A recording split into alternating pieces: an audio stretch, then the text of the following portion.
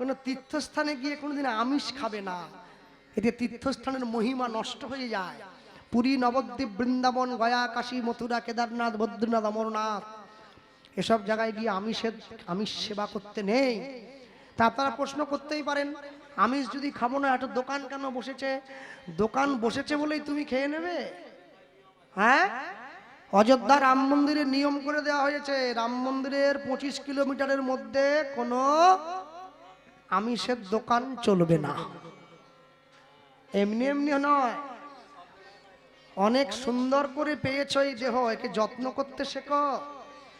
শুধু তো বাইরেটাই fair lovely মেখে ফর্সা করে নিলে, ফেয়ার লাভলি মেখে ফর্সা হয় না। যদিও কেউ যদি হতো তাহলে আফ্রিকার লোক কেউ কালো থাকতো না, ওরা কেজি দরে কিনে নিয়ে গিয়ে সব ঘষে নিত গোটা গায়ে। ফেয়ার লাভলি মেখে ফর্সা হয় না, মানুষ মাকে একটু তো ঘষে। তো যাক, শুধু বাইরে ক্রিম দিচ্ছ, ভেতরে একবার মাখো না, মাখলে হবে নাকি? ভেতরে মাখাতে হবে তো।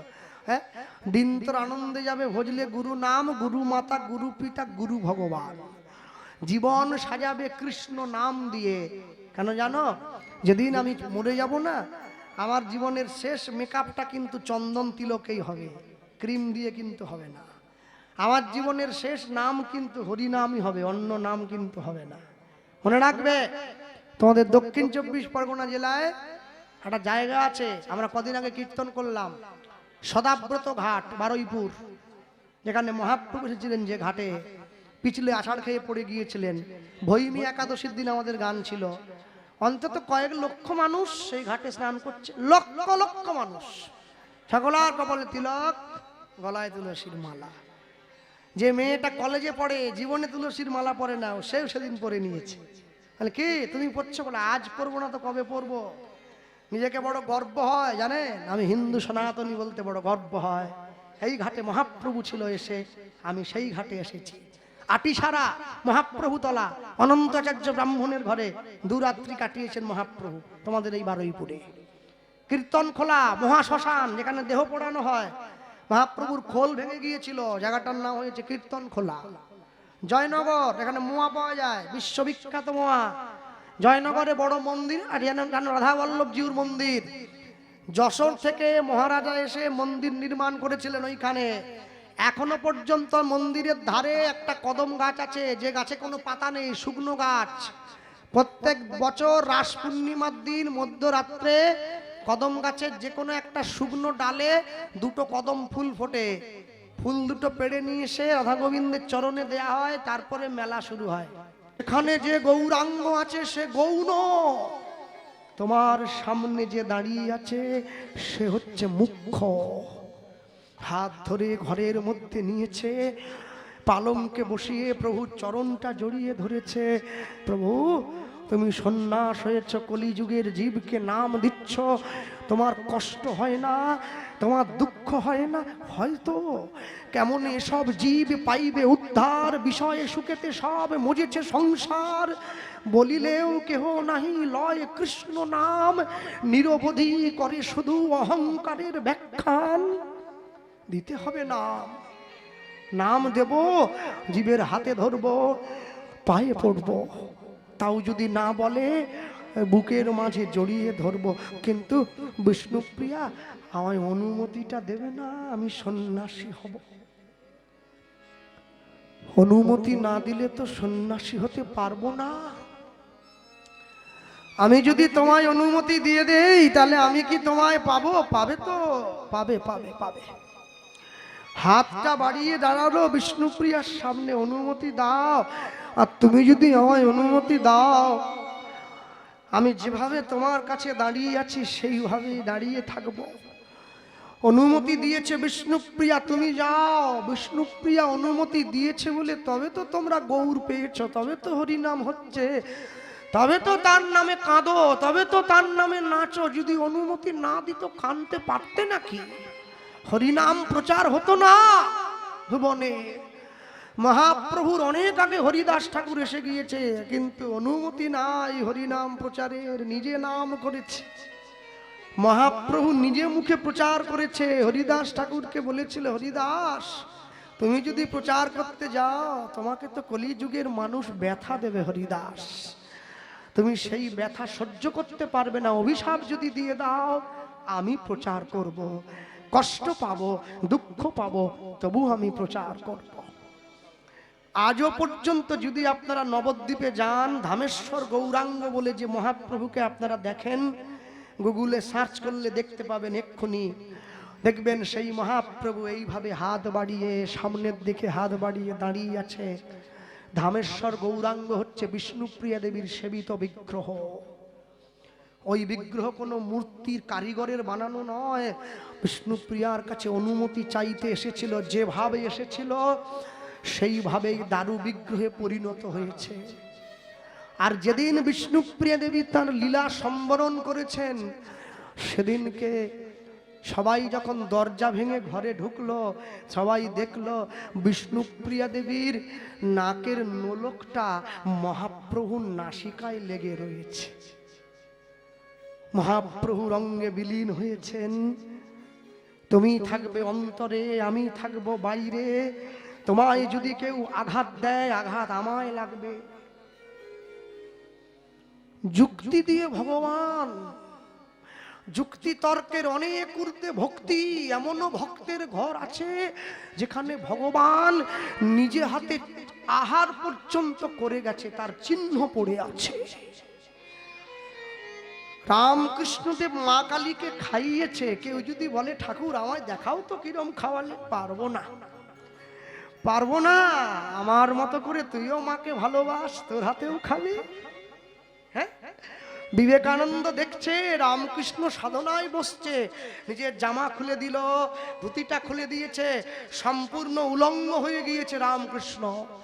গলায় যে পৈতাটা ছিল সেটাও খুলে ফেলে দিয়েছে, তারপরে গিয়ে মায়ের কাছে বসেছে। বিবেকানন্দ প্রশ্ন করছে, ঠাকুর পোশাক কি খুলে মায়ের কাছে যেতে হয়? রামকৃষ্ণদেব বলছেন, নরেন, পোশাক হচ্ছে লজ্জা পাশ। যতক্ষণ পর্যন্ত লজ্জা পাশে বাঁধা আছে দেহ, মাকে তো পাওয়া যায় না রে। তাহলে পৈতেটা কেন খুললে? ওটা তো ব্রাহ্মণত্বের অহংকার, তাই খুলে দিয়েছি। সব ছেড়ে দিয়ে আমি তোমার কাছে যাব। যখন ভরা সভায় দ্রৌপদীর বস্ত্র কেড়ে নেওয়া হয়েছিল, একটা হাত বক্ষে চাপা দিয়ে আরেকটা হাতে ভগবানকে ডাকছে, তুমি আমায় রক্ষা করো। ভগবান আসেনি কেন? 16 আনা সমর্পণ না হলে গোবিন্দর ডাকে সাড়া দেয় না। এখন দুটো হাত ছেড়ে দিয়ে ভগবানকে ডাকছে, ভগবান শত সহস্র বসন দিয়ে দ্রৌপদীর লজ্জা নিবারণ করে দিয়েছে। তুমি এই কথার অর্থ বুঝবে না। এর জন্য সাধু গুরু বৈষ্ণব চরণে মাথা ঠুকতে হয়, এর জন্য ভক্ত সঙ্গ করতে হয়, সাধু সঙ্গ করতে হয়, বৈষ্ণবের কাছে যেতে হয়, না হলে বোঝা যায় না।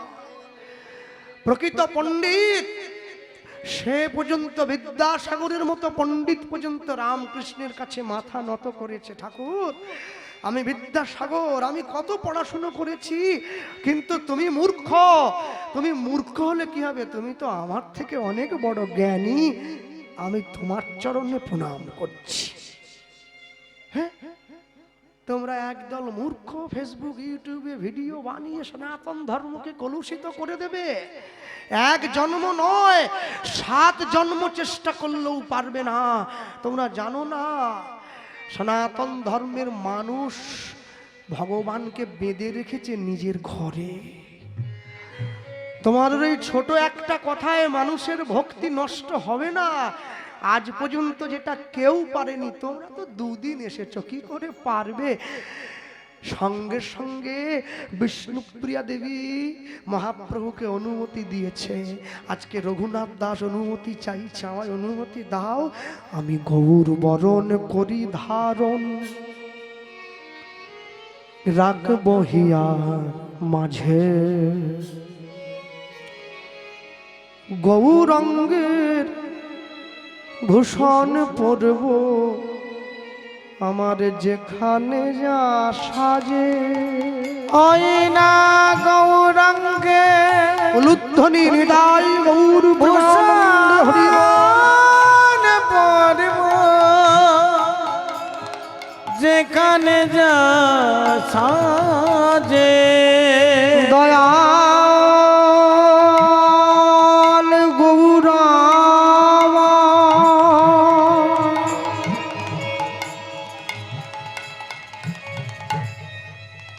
গৌরাম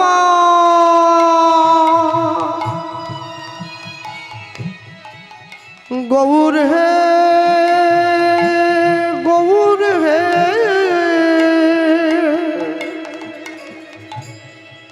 গৌর হে গৌরঙ্গের ভূষণ পরব আমার যেখানে যা সাজে গৌরাঙ্গে ভূষণ পরব যেখানে যা সাজে গৌর মরণ গোরচনায় গোরা গোরা লিখব গায়। জানো সাতী নক্ষত্রে যদি বৃষ্টি হয়, সেই বৃষ্টির জল যদি ঝিনুকের মধ্যে পড়ে তবে মুক্ত সৃষ্টি হয়। সেই বৃষ্টির জল যদি হাতির মাথায় পড়ে তবে গজমতি সৃষ্টি হয়। সেই বৃষ্টির জল হরিণের নাভিতে পড়লে কস্তুরীর জন্ম হয়। সেই বৃষ্টির জল বাঁশের মধ্যে পড়লে বংশলোচনের জন্ম হয়। সেই বৃষ্টির জল সাপের মাথায় পড়লে মণি সৃষ্টি হয়। সেই বৃষ্টির জল যদি গরুর শিঙের মাথায় পড়ে গোরচনা সৃষ্টি হয়। সেই গোরচনা দিয়ে লিখব গৌর বরণ গোরচনায় গোরা গোরা লিখব গায়। গৌর বলে ভেসে যাব সেই সোনার নদী নিতাই গৌর হরি ভেসে যাব সেই সোনার নদী আমি কাঁদিব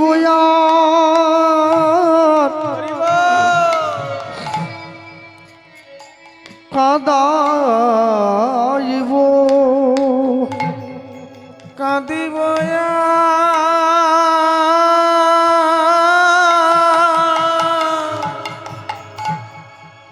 কাঁদাইব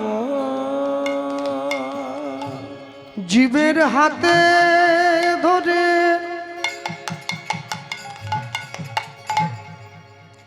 আর পায়ে পড়ে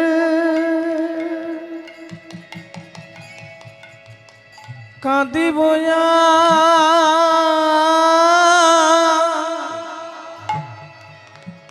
কাঁদাইব আমি গৌরের নাম লয়ে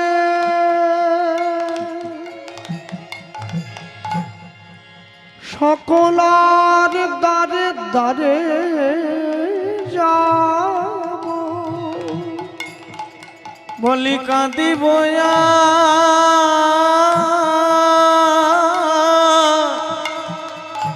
কাঁদাইব আমার এই গুণাদিন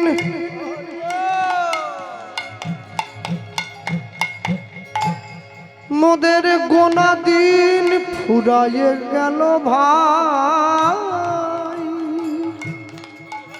কাঁদিব কাঁদাইব মোদের ভবের খেলা ভবের খেলা সাঙ্গ হলো বলি কাঁদিব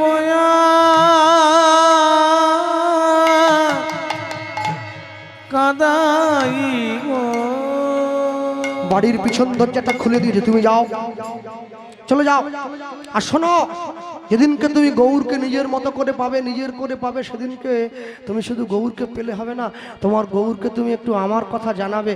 কেন জানো, আমি তোমার অভাগিনী স্ত্রী, সংসারে পড়ে রইলাম, তোমার গৌর যেন শেষের দিনে আমায় একটু তার চরণে জায়গা করে দেয়।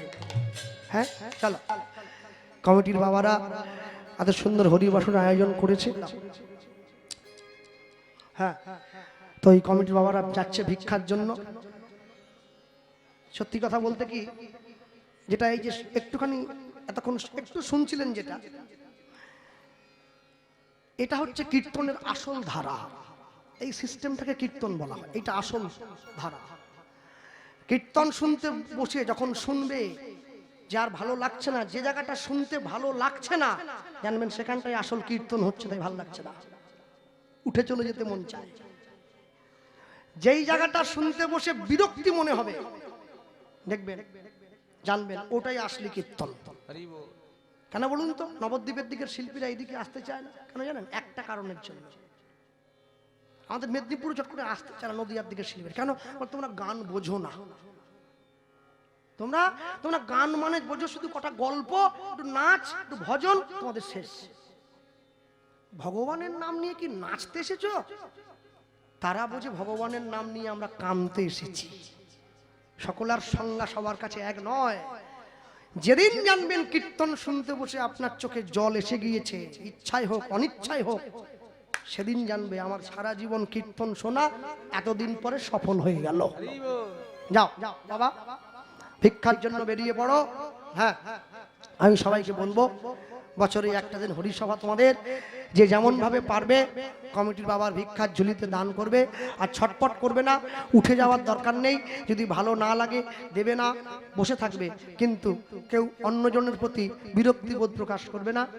কমিটির বাবা যাচ্ছে ভিক্ষার জন্য, যেমন পারবেন যেভাবে পারবেন। যা দাঁড়িয়ে বসে আছেন, জায়গা আমাদের খুবই সংকট, বুঝতেই পাচ্ছেন। তার মধ্যে এত মানুষ, ওই পুকুর পাড় পর্যন্ত দাঁড়িয়ে আছে সারিবদ্ধভাবে।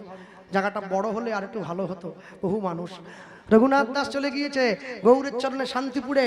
প্রভু আমি আসছি, প্রভু আমি আসছি। এবার গৌর গৌর গৌর বলি।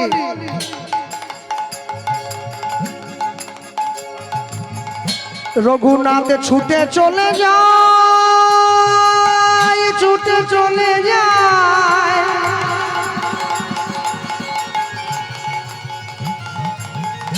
আজ ছুটে গিয়া শান্তিপুরে ধরে গৌরের পায়। অনুধ্বনি হরি হরি শান্তিপুরে ধরে গৌরের পায়।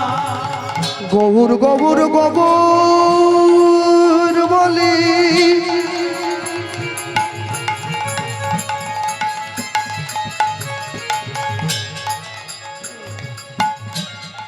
রঘুনাথ ছুটে চলে যায়।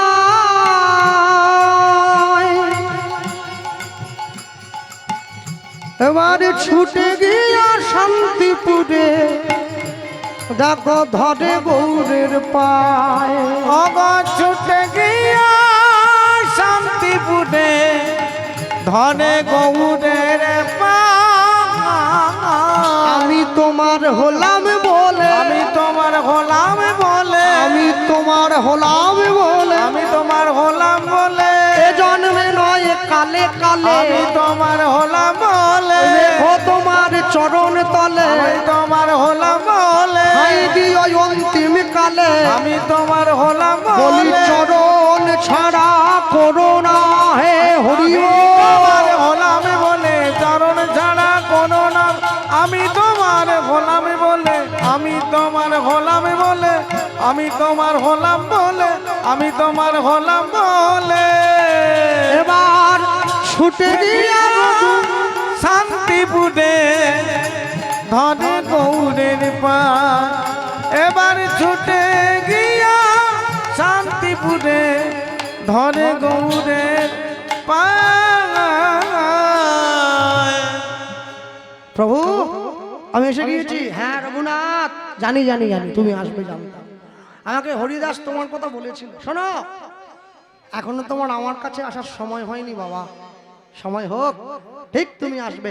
আমি তোমায় বলছি, মনে রেখো, সংসারে ফিরে যাও, স্থির হইয়া ঘরে যাও না হও বাতুল। না হবা তুল ক্রমে ক্রমে পায় লোকে ভব সিন্ধুর কুল। ভব সিন্ধু কুল। মরকট বৈরাগ্য না করিবে লোক দেখাইয়া। লোক দেখাইয়া যথাযোগ্য বিষয়ে ভঞ্জয় না শক্ত হইয়া। অনাসক্ত হইয়া অন্তে নিষ্ঠা রাখিবে বাহ্যে লোক ব্যবহার। লোক ব্যবহার অচিরাতে কৃষ্ণ তোমায় করিবে উদ্ধার। করিবে উদ্ধার। আর এই যে মায়েরা বসে আছো, হাতে কাজ মুখে হরি নাম তোমরা সদাই করিবে। সদাই করিবে তুমি না ডাকিলে কৃষ্ণ তোমারে ডাকিবে। তোমারে ডাকিবে। কর্ম তোমার ভালো হলে ভাগ্য তোমার দাসী। হৃদয় তোমার ভালো হলে ঘরেই মথুর আকাশী। এই ভালো কাজ করো, ফল তুমি পাবে। রঘুনাথ দাস ঘরে ফিরে এসেছে। ঘরে ফিরে এসে সারাদিন রাজ্য পরিচালনা করে।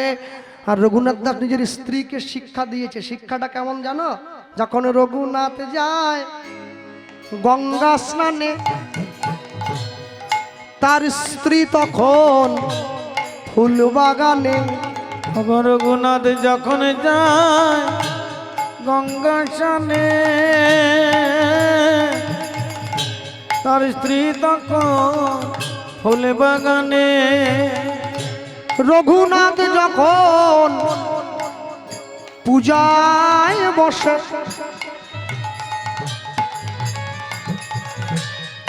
তার স্ত্রী পাশে বসে চন্দন ঘষে।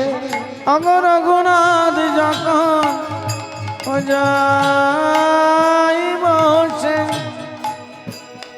তার স্ত্রী পাশে বসে চন্দন ঘষে।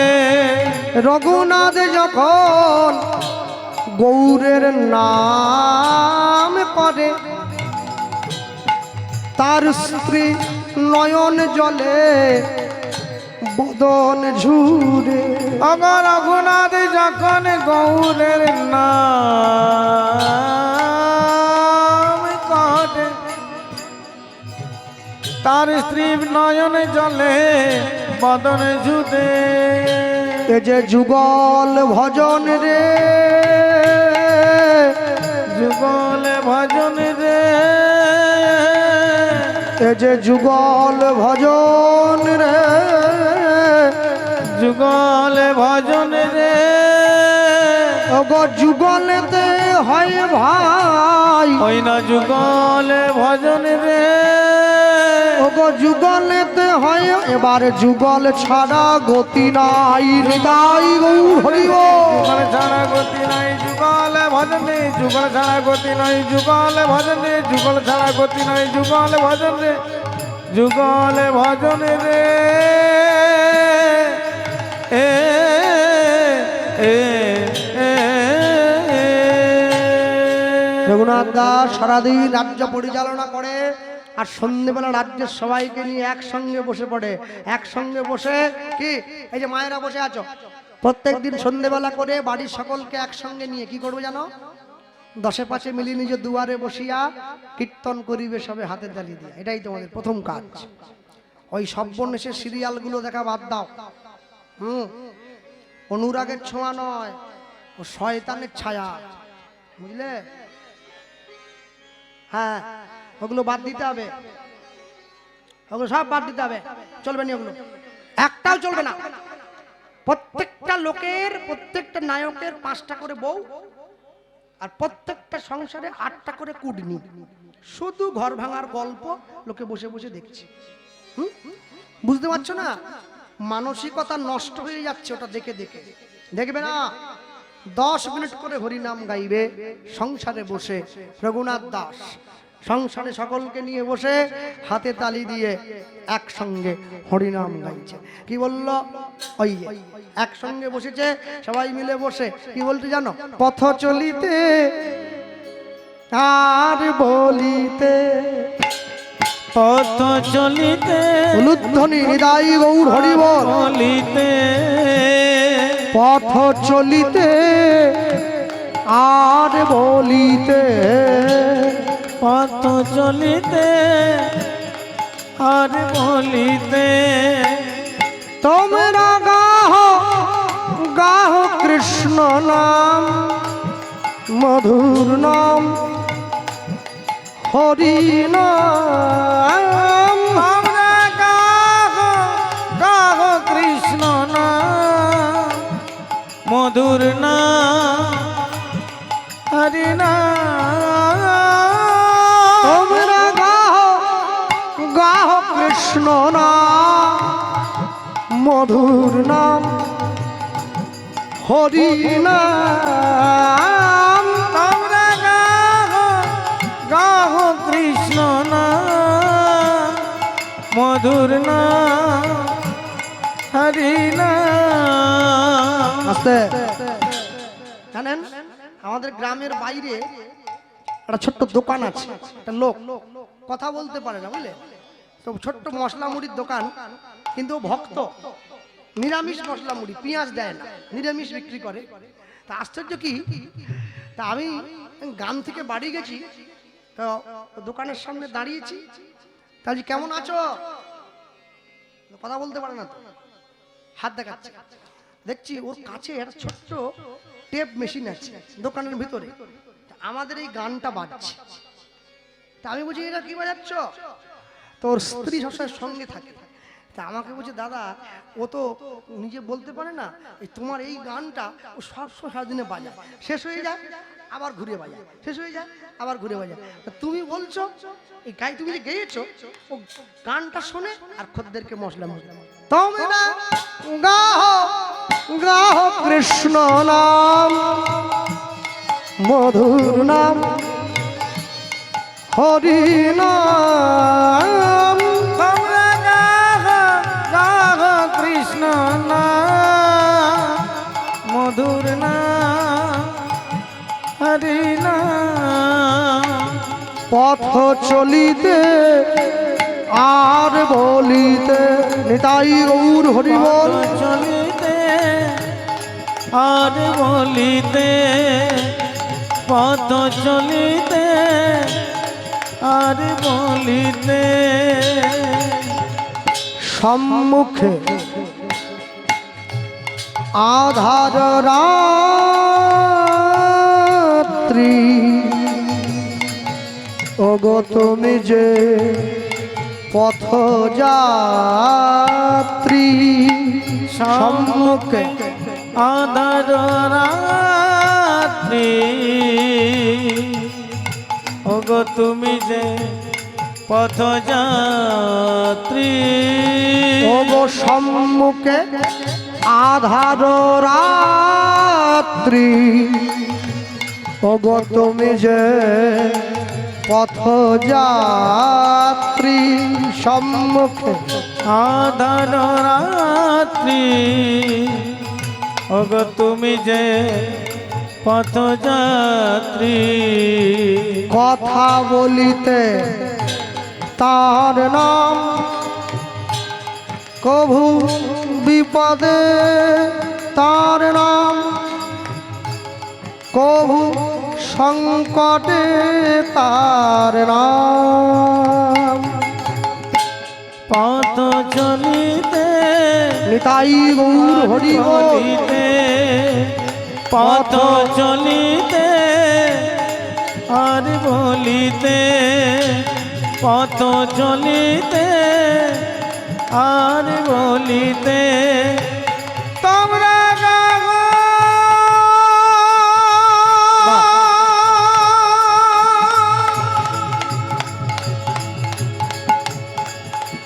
হরি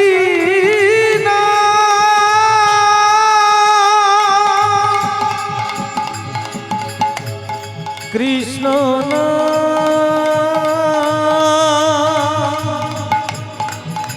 মধুর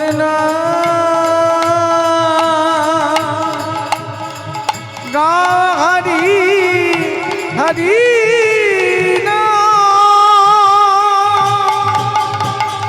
কৃষ্ণ নাম কৃষ্ণ মধুর নাম গাহ হরি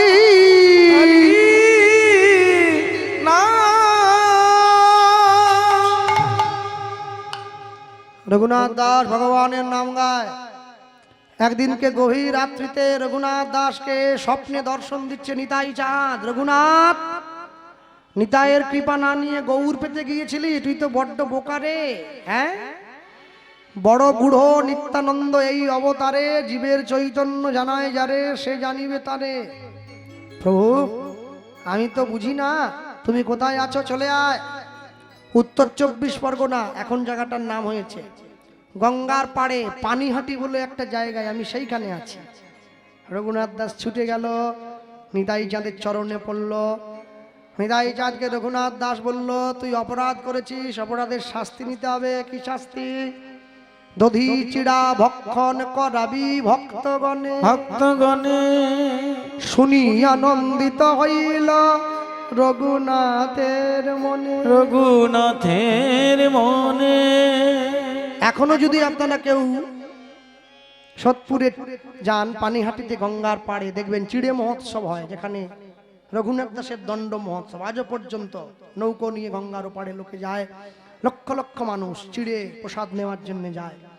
রঘুনাথ দাস সবার কাছ থেকে চিড়ে প্রসাদ নিয়ে, চিড়ে মেখে নিতাই চাঁদকে সেবা দিয়ে তারপরে নিতাই চাঁদের অনুমতি নিয়ে চলে গিয়েছে পুরী ধাম। মহাপ্রভু পুরীতে আছে। আস্তে হাত তুলুন তো, কারা কারা পুরীতে গেছেন দেখে তো। পুরী পুরী, বাহ, ভালো লাগছে। আর একবার হাত তুলুন তো, কারা কারা পুরীতে গিয়ে ভেটকি মাছের চপ খেয়েছে? কেউ খায়নি, সব নামিয়ে দিয়েছে। সবাই খেয়েছে কিন্তু এখন নামিয়ে দিচ্ছে। আমি পুরীতে গিয়ে যাকে জিজ্ঞেস করি বাড়ি কোথায়, বলে দক্ষিণ 24 পরগনা। বাড়ি কোথায়, বলে দক্ষিণ 24 পরগনা। মা তোমার বাড়ি, বলে দক্ষিণ 100-র মধ্যে 80টা ঘুরছে, ক্যাঁকড়া ভাজা খাচ্ছে, ঘুরছে। কোথা বাড়ি, বলে দক্ষিণ 24। তখন তো বুঝতে পারিনি যে পরে আসলে গিয়ে বলবো, জানলে কি আর বলতো। আবার কেউ কেউ দেখি আমাকে মুখ চিনে গেছে তো, বুঝলেন, এখন হাটে ধরে আছে ক্যাঁকড়া ভাজা। কৃষ্ণবাবু, আপনি কোথায় যাবেন? আরে তুমি পুরী আসতে, আমি আসতে পারিনি। ও, আপনিও পুরী আসেন, তা আসুনি। আপনি কি খাচ্ছেন? না, এই ছেলে মেয়ের সঙ্গে একটু এলাম, ওরা এসেছে, আমি কি একা থাকবো? কোথায় বাড়ি? সন্দেশখালী। বাহ, ভালো। সন্দেশখালীর থেকে পুরী গিয়েছে ক্যাঁকড়া খেতে, কোথাও পাওয়া যাচ্ছে না আর। হ্যাঁ, মনে রেখো, কোনো তীর্থস্থানে গিয়ে কোনোদিন আমিষ খাবে না, এতে তীর্থস্থানের মহিমা নষ্ট হয়ে যায়। পুরী, নবদ্বীপ, বৃন্দাবন, গয়া, কাশী, মথুরা, কেদারনাথ, বদ্রীনাথ, অমরনাথ, এসব জায়গায় গিয়ে আমিষ সেবা করতে নেই।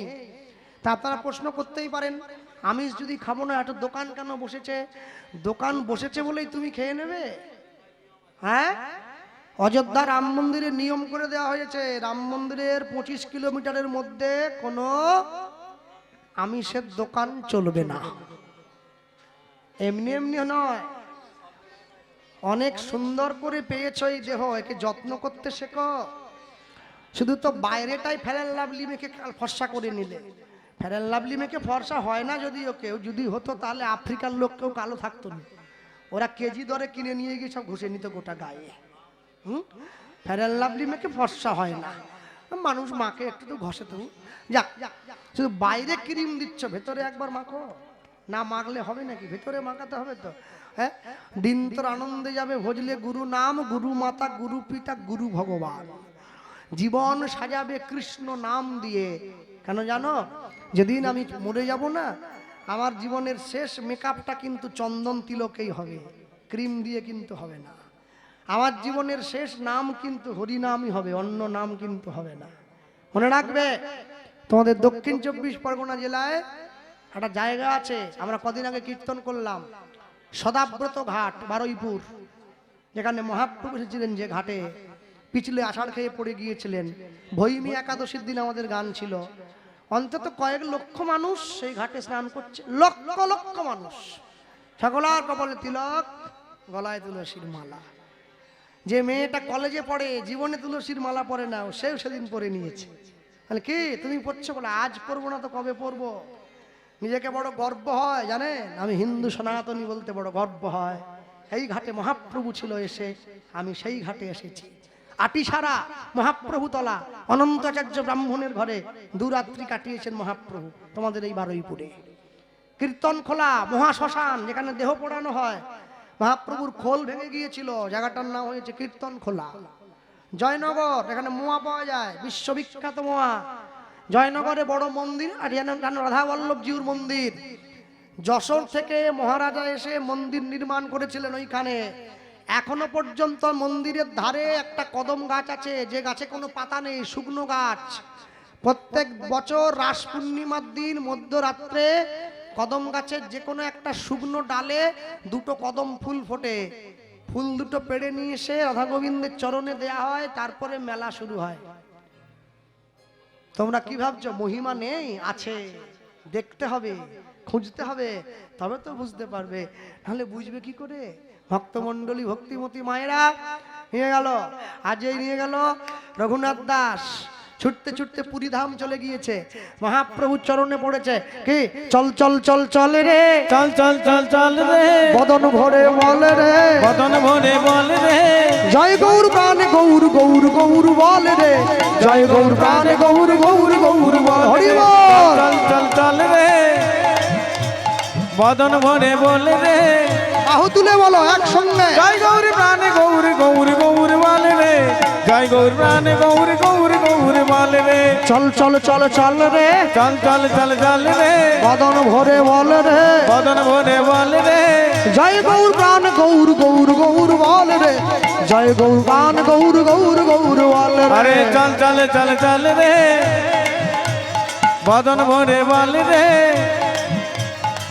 জয় গৌর প্রাণে গৌর গৌর গৌর বল রে, জয় গৌর প্রাণে গৌর গৌর গৌর বল রে, চল চল চল চল রে, চল চল চল চল রে, নবদ্বীপ ধাম চল রে, নবদ্বীপ ধাম চল রে, শিবাসঙ্গন চল রে, শিবাসঙ্গন চল রে, পোড়ামাতলা চল রে, পোড়ামাতলা চল রে, গঙ্গার ঘাটে চল রে, গঙ্গার ঘাট চল রে, বদন ভরে বল রে, বদন ভরে বল রে, সিদ্ধ বকুল চল রে, সিদ্ধ বকুল চল রে, জয় গৌর প্রাণ গৌর গৌর গৌর বল রে, জয় গৌর প্রাণ গৌর গৌর গৌর বল রে। চল চল চল চল রে, হরি হরি বল। বদন ভরে বল রে,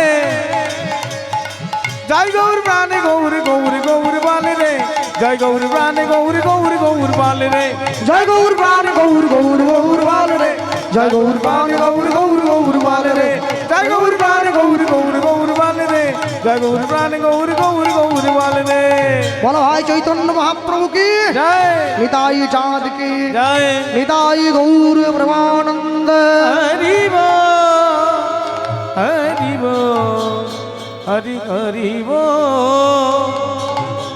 ভক্তমণ্ডলী ভক্তিমতী মায়েরা ছুটে গিয়েছে, আর ছুটে গিয়ে মহাপ্রভুর চরণে পড়ল, প্রভু আমি এসেছি, রঘুনাথ সুস্থ হওয়া, অসুস্থ হয়ে গেছে, এত ছুটে এসেছ। রঘুনাথ দাসকে সুস্থ করার দায়িত্ব কার উপরে পড়ল? স্বরূপ দামোদর গোস্বামীর উপরে। রঘুনাথ দাসকে সুস্থ করে তুলেছে। রঘুনাথ দাস গিয়ে পুরীর মন্দিরের, জগন্নাথ মন্দিরের দরজায় গিয়ে দাঁড়িয়ে পড়েছে। মনে রাখবে, পুরীর মন্দিরে গেলে, পুরীতে গেলে সবার আগে লক্ষ্য করবে কি, পুরীতে যারা ঘুরে বেড়ায়, যে পান্ডা, যাদেরকে পান্ডা বলে, জগন্নাথের সেবক, কোনো পান্ডাকে, পান্ডার কাছে গিয়ে বলবে আমি জগন্নাথের যে রান্না হয় একটু দেখতে চাই। ওরা সহজে দেখাতে চায় না, ওদের সঙ্গে সুসম্পর্ক স্থাপন করতে হয়, তবে দেখায়। ওদেরকে পয়সা দিয়ে কিনা যাবে না, ওদের প্রচুর পয়সা, জগন্নাথের ভাণ্ড ওদের কাছে আছে, বিশাল টাকা ওদের। পুরীর জগন্নাথের রান্নাঘর হচ্ছে পৃথিবীর মধ্যে একটা আশ্চর্য। কেন জানো? প্রত্যেকটা যে উনুনগুলো বসানো আছে, প্রত্যেকটা উনুনে 12টা করে হাঁড়ি বসানো আছে। নিচের হাঁড়িটা সব থেকে বড়, তারপর একটা ছোট, তারপর একটা ছোট, তারপর একটা ছোট, উপরেরটা একদম ছোট, এইটুকু। যে জ্বালনে রান্না করা হচ্ছে, জ্বালনটা একবারই ঠেলে দেওয়া হয়, আর দেওয়া হয় না, একবার। কিন্তু আশ্চর্য কি জানো মা, রান্না তোমরাও তো করো, আশ্চর্য দেখবে যে হাঁড়িটা একদম উপরে বসে আছে সেটা সবার আগে হয়ে যায়, যেটা সবার নিচে আছে ওটা সবার শেষে হয়। এই হচ্ছে জগন্নাথের মহিমা। স্বয়ং মা অন্নপূর্ণা রান্না করেন জগন্নাথ দেবের জন্য। পুরীতে যেখানে জগন্নাথের রান্না হয়, বলো পুরীর মন্দির কমিটির পয়সা নেই? একটা জলের সাবমার্সিবল মেশিন তারা বসিয়ে নিতে পারে না? বসায় না, কুয়ো থেকে জল তুলে রান্না হয়। কুয়োতে, যে কুয়ো থেকে জলটা তোলা হয় ওখানে সাক্ষাৎ মা গঙ্গা বিরাজমান। জগন্নাথের ভোগের জন্য জল ওখান থেকে তোলা হয়। আরো আশ্চর্য কি জানো, যে ভাণ্ডগুলো রান্নার কাজে ব্যবহার হয় সব মাটির ভাণ্ড। দেখবে একবার যে ভাণ্ডটা ব্যবহার হয়ে যায় ওটা পরের দিন আর ব্যবহার হয় না, ভেঙে ফেলে দেওয়া হয়, নতুন ভাণ্ড, নতুন, সব সব নতুন। রোজ 10,000 ভক্তের প্রসাদ হয়, রান্নাটা হয় 10,000, এমনি নয়, এমনি নয়। আর সব থেকে আশ্চর্য কি জানো, পুরীর জগন্নাথ মন্দিরের রান্নার যে সরঞ্জাম, মানে যা সবজি মশলা যা যা দরকার, কোনো কিছু বাজার থেকে কেনা হয় না। জগন্নাথের নিজস্ব শস্য ক্ষেত্র মানে জমি আছে, সেই জমিতে যে ফসল ফলে, যা মশলা, ধনে কেনা নয়, ওখান থেকে চাষ করা হয়, বেটে মশলা দিয়ে রান্না করা হয়। হলুদ, লঙ্কা, জমিটার পরিমাণ কত জানো, 5,000 বিঘে জমি আছে জগন্নাথের। ভোগের জন্য ওখানে সব সামগ্রী তৈরি হয়।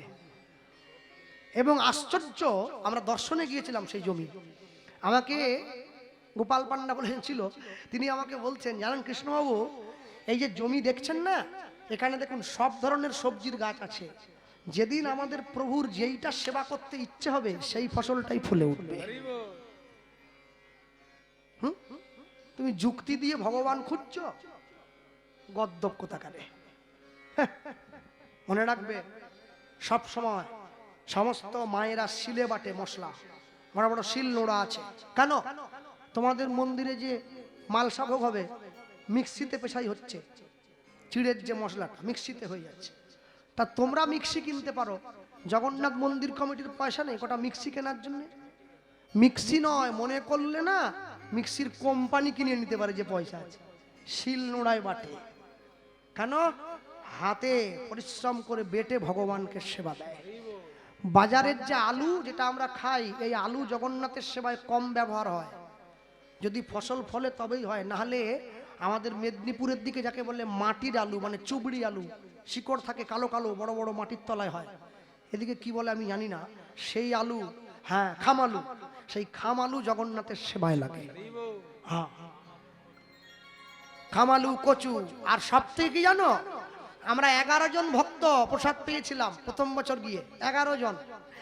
তা আমি পান্ডাকে বিল করিয়ে বলেছিলাম যে আপনি প্রসাদটা নিয়ে যাবেন হোটেলে। বলে আপনার চিন্তা নাই গো, মূল নিয়ে চলে যাবে। বলছি মূল নিয়ে চলে যাবে। ঠিক 2টোর সময় এসে পড়েছে প্রসাদ নিয়ে, বুঝলে? বড় বেতের ভাণ্ড, বেতের হাঁড়ি আছে, বিরাট বেতের ভাণ্ড আছে, তাতে করে প্রসাদ সাজিয়ে কলা পাতা নিয়ে মাথায় করে চলে এসেছে। আসি গেছি, বসে পড়ো। হ্যাঁ বাস, বসে বললাম। ও বাবা, সে প্রসাদ দেখে তো মাথা খারাপ। এই যে ভাঁড়, আমি কি আনছেন? এই হ্যাঁ প্রসাদ বায়না করেছে, এই প্রসাদ, এই হাঁড়ি। হ্যাঁ, এ কমিটি মালসা ভোগ দিচ্ছে, এক একটা মালসায় মিনিমাম চিড়ে আছে 1 কিলো করে। তাও মায়েরা বলছে কম হয়ে গেল, আমার মেয়ে পেলনি, ছেলে পেলনি, স্বামী পেল। তুমি কি এনেছো?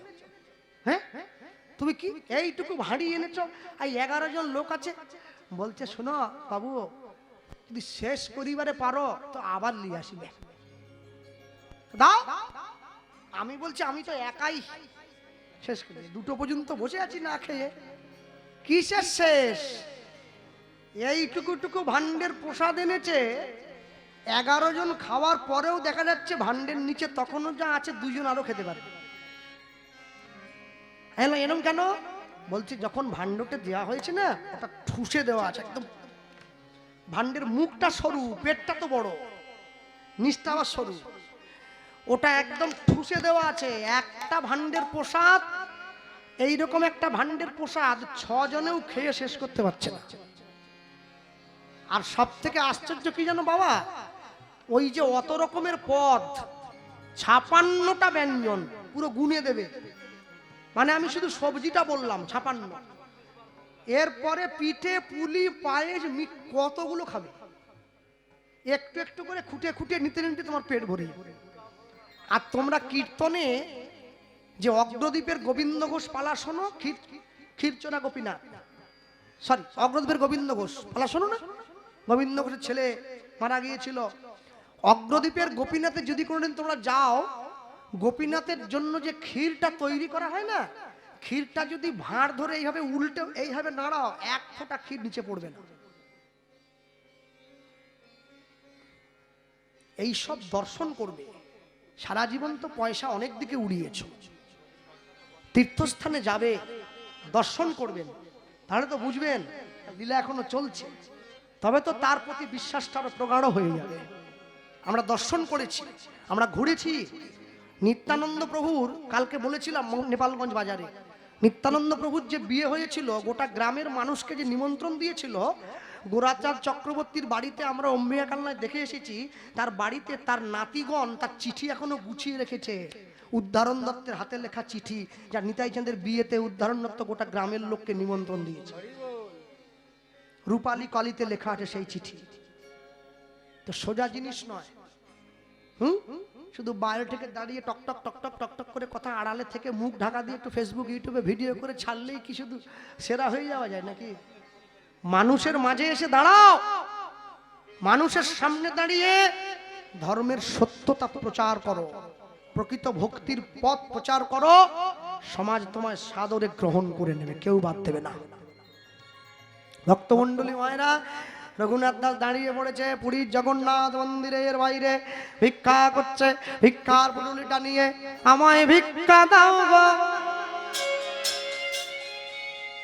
নগরবাসী, ভিক্ষা দাও আমায়, উলুধ্বনি, আমায় ভিক্ষা দাও গো নগরবাসী,